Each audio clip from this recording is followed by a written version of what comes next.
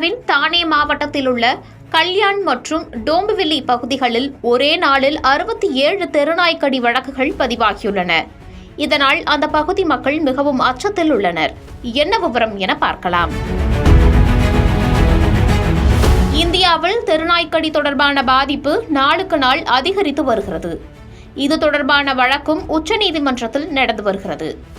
இந்நிலையில் மகாராஷ்டிராவின் தானே மாவட்டத்தில் உள்ள கல்யாண் மற்றும் டோம்பிவில்லி பகுதிகளில் ஒரே நாளில் 67 தெருநாய்க்கடி பாதிப்புகள் பதிவாகியுள்ளன. இது அந்த பகுதி மக்களை அதிர்ச்சிக்கு உள்ளாக்கியுள்ளது. கடந்த சில வாரங்களாக இந்த பகுதிகளில் நாய்க்கடி சம்பவங்கள் அவ்வப்போது நிகழ்ந்து வருகின்றன. சராசரியாக ஒரு நாளைக்கு ஒரு சில வழக்குகள் பதிவாகி வந்துள்ளது. இதனையடுத்து கடந்த சனிக்கிழமையன்று கல்யாண் மற்றும் டோம்பிவில்லி நகரங்களில் இருந்து 67 நாய்க்கடி வழக்குகள் பதிவாகியுள்ளதாக உள்ளூர் குடிமை அமைப்பின் சுகாதார மருத்துவ அதிகாரி டாக்டர் தீபா சுக்லா தெரிவித்துள்ளார். இந்த திடீர் நாய்க்கடி வழக்குகள் அதிகரிப்பு காரணமாக பாதிக்கப்பட்டவர்கள் சிகிச்சை பெறுவதற்காக அரசு மற்றும் தனியார் மருத்துவமனைகளில் அதிக அளவில் வருவதாகவும் கூறப்பட்டுள்ளது.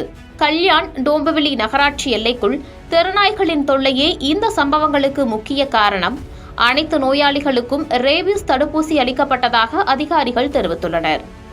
தெருநாய்களின் எண்ணிக்கையை கட்டுப்படுத்த KTMC தொடர்ந்து கருத்தடை நடவடிக்கைகளை மேற்கொண்டு வருகிறது. ஒவ்வொரு மாதமும் 1000 முதல் 1100 நாய்களுக்கு அறுவை சிகிச்சை செய்யப்படுகிறது. ரேபீஸ் தடுப்பூசி கிடைப்பதை மாநகராட்சி உறுதி செய்துள்ளது.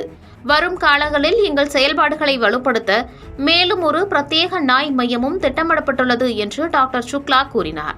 அதே நேரத்தில் பொதுமக்களின் பாதுகாப்பை உறுதி செய்ய உடனடி தீர்வு வேண்டும் எனவும் உள்ளூர் மக்கள் கேட்டுக் கொண்டனர்.